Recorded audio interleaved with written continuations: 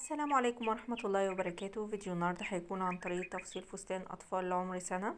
الفستان هيكون من الأورجانزا. هنتعلم ازاي طريقة القص والتقفيل باحترافية بأسهل طريقة للمبتدئين.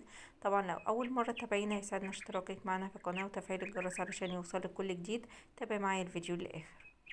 الفستان عمر السنة، الخامات والأمطار المستخدمة متر إلا ربع ستان تركي، متر ونص أورجانزا، ومتر طول خيال.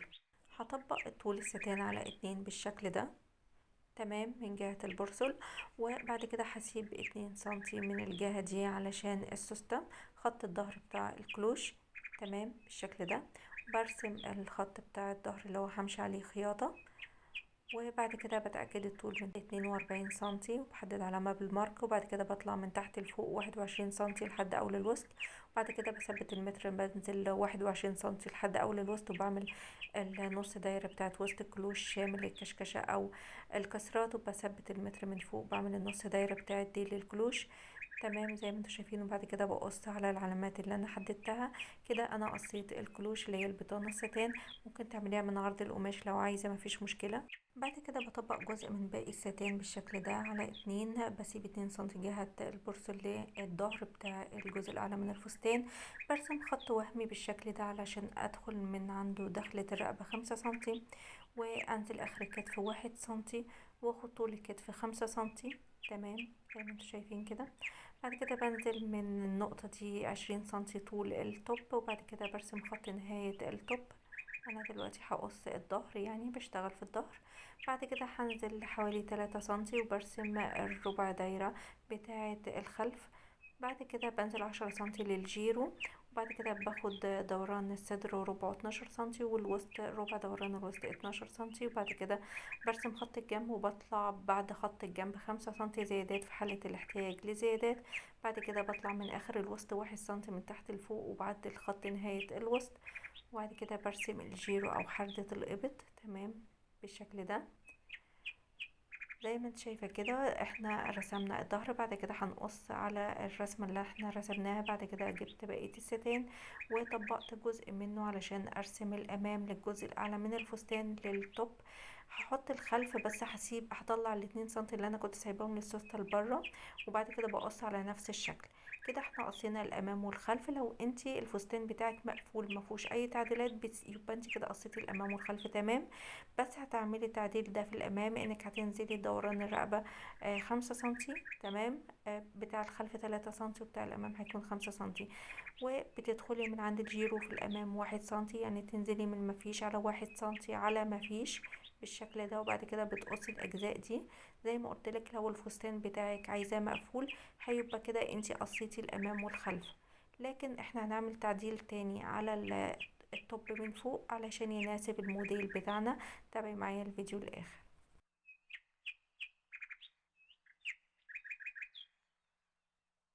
هتنزلي من نقطة الكتف حوالي 6 سنتي، يعني فيما يعادل طول الحمالة.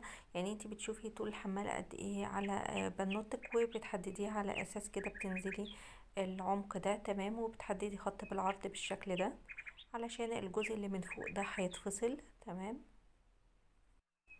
تابعي معايا التفاصيل كلها للاخر علشان هقولك برضو بعض التعديلات لو حبيتي تعمليها. وطبعا لو اول مرة تتابعينا تاني، وفكرك طبعا يسعدنا اشتراكك معنا في القناة وتفعيل الجرس علشان يوصلك كل جديد. بعد كده حطيت الامام على الخلف بعد ما فصلت الجزء اللي من فوق، علشان هفصل برضو في الخلف الجزء اللي فوق ده زي ما عملت في الامام، تمام بالشكل ده. وبكده اكون قصيت الامام والخلف من الستان. هعمل زيهم تاني للبطانة. بعد كده جبت الأورجانزا، طبقت العرض على 2، حددت 54 سنتي من العرض بعد ما طبقته على 2، وبالشكل ده. وهاخد طول 50 سنتي، تمام. ده طول الطبقة الطويلة، تمام، في الفستان. ده الأمام منها، تمام. الجزء اللي ناحية ايدي مقفول والجزء التاني مفتوح علشان ده هيكون خط الجنب. بعد كده خدت 50 سنتي تاني طول، تمام، علشان ده هيكون الخلف بتاع الطبقة الطويلة، تمام. وهزود 2 سنتي عن المسافة دي علشان يعني هيكون 56، علشان بسيب 2 سنتي للسوستة. بيكون مفتوح بالطريقة دي من الجهة دي علشان خط الظهر بتاع السوستة. وبعد كده خدت 56 سنتي في الطول القصير من العرض، وخدت طول الطبقة القصيرة 28 سنتي، تمام. وده بيكون الظهر. برضو هسيب الجزء ده مفتوح علشان خط الظهر بتاع السوستة. تمام. وقصيت زيهم 28 سنتي طول، وعرض هيكون بعد ما طبقت عرض الأورجانزا زي اللي فوق 54 سنتي، وده هيكون الجزء اللي من قدام مقفول من ناحية ايدي ومفتوح من الناحية التانية بتاع خط الجنب. ده الجزء بتاع الطبقة القصيرة مكونة من قطعتين. بتتني كده بقى، بتطبق بالطريقة بعد ما تفرديها.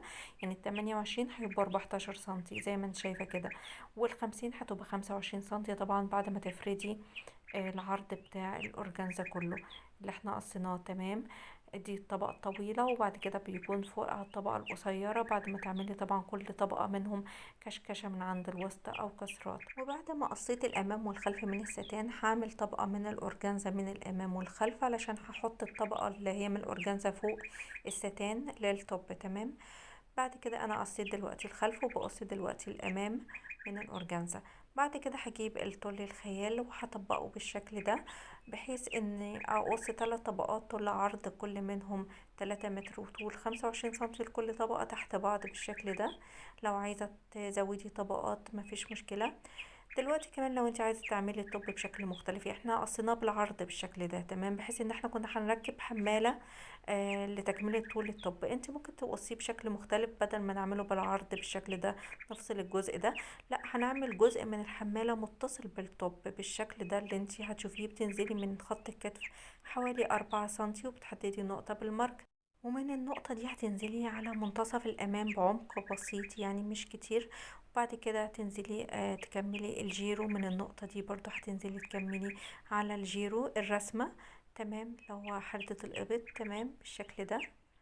وبعد كده هتقصي على نفس الشكل ده. احنا هنكمل بعد كده الطول بجزء من الحمالة صغير هنعمله من الأورجانزا.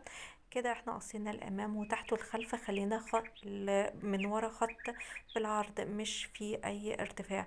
يعني الأمام عملنا جزء كده، خلينا الحمالة طالعة ببوزة كده شوية، جزء بارز كده لفوق. وبعد كده هنكمل التقفيل على المكنة. تابعي معايا الفيديو الآخر. انا دلوقتي قفلت الجزء بتاع الطبقة الطويلة من الأورجانزا زي ما انت شايفة كده. طبقتها على 2، هو ال50 سنتي طبقتها على 2 بقى معايا 25 سنتي. وعملت كسرات او الاول كشكشة، وبعد كده عملت كسرات عريضة بالشكل ده. تمام. طبعا بتسرفلي كل حاجة الأول قبل التقفيل، وكمان بتكوي كل حاجة قبل التقفيل.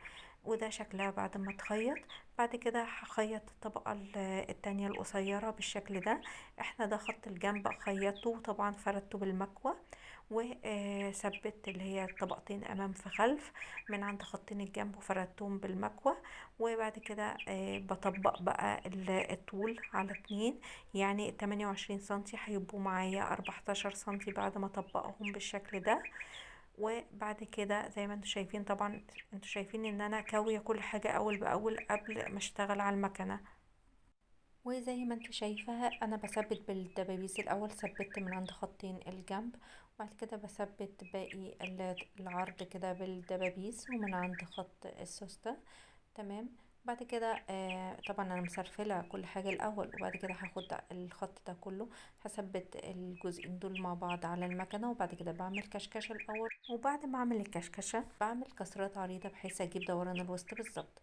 بعد كده الكروش الستان قفلته برضو من عند خط الظهر، سبت الجزء مفتوح للسوستة وعملت كسرات عريضة من فوق وتنيت الديل. بعد كده جبت التوب وحطيت فوق الستان طبقة الأورجانزا، ثبتهم مع بعض بالخياطة والسرفلة، وقفلت من عند خطين الجنب، والبطانة كمان قفلتها من عند خطين الجنب الأمام في الخلف.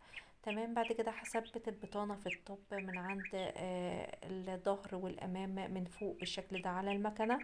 بعد كده هجيب الطبقة الطويلة اللي هي من الأورجانزا اللي أنا عملتها، وهثبت الطبقة الصغيرة عليها من عند خط الوسط بالشكل ده. تمام. طبعا طرف الديل بتاع الأورجانزا انتي مش بتكويه، بيبقى منفوخ كده. تمام. بعد كده كشكشت ال3 طبقات طول، كل طبقة كشكشتها لوحدها، وبعد كده ثبتهم مع بعض من عند خط الوسط. سبت الجزء ده مفتوح للسوستة، انا بخلي السوستة تعدي خط الوسط طبعا. بعد كده جبت الستان اللي هو الكلوش، وهحط فوقه 3 طبقات طل واثبتهم من عند دوران الوسط مع بعض. تمام. وبعد كده جبت جزء من الأورجانزا عملته حمالة كده بالشكل ده زي ما انتوا شايفين، ثبتها في التوب من هنا ومن هنا على المكنة. وبعد كده هقلبها على الأمام بعد ما خيطتها زي ما انتوا شايفين كده. الحمالة مش هيكون ده كل الطول بتاعها، لا، الطول اللي انا هاخده بس هو حوالي 8 سنتي، يعني هيكون 4 سنتي من قدام و4 سنتي من ورا. باقي الطول ده كله انا سايباه زيادة للبنوتة علشان لما تكبر وتحب تطول في الفستان هينفعها. تمام. بعد كده قفلت الجزء الاعلى من الفستان في الجزء الاسفل من الفستان، وبعد كده خيطت السوستة السحرية. وبعد كده قفلت البطانة في التوب من جهة السوستة، وبعد كده عملت فيونكة. الصدر عبارة عن فيونكتين، فيونكة كبيرة بعرض الصدر وفي قلبها فيونكة أصغر شوية مربوطين مع بعض في النص وعليهم لولي. بعد كده عملت فيونكة الظهر عبارة عن 3 شرايط عريضة من الأورجانزا، شريطين منهم كل واحد فيهم على شكل فيونكة زي ما انتوا شايفين كده، وبتركبيهم على يعني قريبين من بعض على شكل اكس بالطريقة دي، والشريط التالت هو اللي نازل منها. ده الشكل النهائي للفستان. الاجزاء اللي انا كتبتها دي انا شرحتها في فيديوهات كتير بس ما لحقتش اصورها. وانا الحاجات مادام انا شرحها قبل كده يعني مفيش مشكلة، مش هيفوتك اي تفصيلة لانك هتلاقي كل التفاصيل دي في قائمة تشغيل فساتين اطفال، شرحتها في فيديوهات تانية كتير، اللي هي طريقة تقفيل السوست، تركيب السوستة وتقفيل البطانة في التوب، وتقفيل الجزء الأعلى من الفستان في الجزء الأسفل من الفستان. انتي هتقفلي الجزء الأعلى من الفستان في الجزء الأسفل من الفستان بالطريقة دي. طبقتين الأورجانزا دول هيتقفلوا الوسط بتاعهم في الوسط بتاع التوب اللي من فوق، والثلاث طبقات طل مع البطانة الستان اللي متقفلين مع بعض هيتقفل الوسط بتاعهم مع الوسط بتاع البطانة الستان بتاعة الفستان من فوق. تمام كده. ده شكل الفينش النهائي للفستان. ده اللولي اللي انا عملت بيه الفيونكات في النص كده، ثبتهم مع بعض وعملت فيونكة للشعر.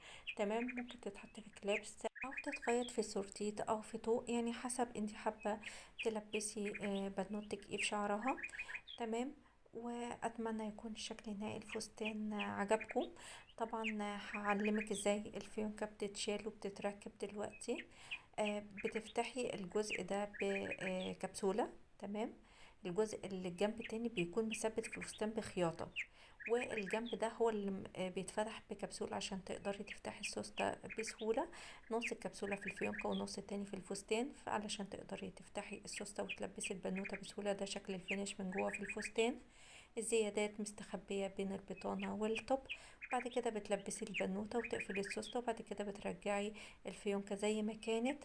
النفشة طبعا انت تقدري تتحكمي فيها لو عايزة اكتر من كده. بس انا حسيت النفشة دي كويسة ومعقولة جدا مع الفستان. اتمنى يكون الفستان عجبكم، والفينش كمان يكون سهل وبسيط بالنسبة لكم. ما تنسوش الاشتراك في القناة وتفعيل الجرس علشان يوصل كل جديد. لو في اي استفسار ممكن تبعتيلي رسالة على صفحتنا على الفيسبوك، هسيبلك اللينك في صندوق الوصف، وكل حساباتنا هسيبلك اللينكات بتاعتها في صندوق الوصف. طبعا يسعدنا متابعتكم لكل الحسابات بتاعتنا. ان شاء الله تقدري تعملي زيه واحسن كمان. لو مهتمة يكون مشروعك هو تفصيل فساتين الاطفال، بنصحك بمتابعة قائمة تشغيل فساتين اطفال، هتتعلمي منها حاجات كتير هتساعدك في بداية مشروعك، وهتتعلمي ازاي طريقة القص والتقفيل باحترافية بإذن الله، وتقدري تعملي مشروع مربح ويكون وش خير عليك إن شاء الله. مستنية رأيكم في الكومنتات، واستنونا فيديوهات تانية كتير، والسلام عليكم ورحمة الله وبركاته.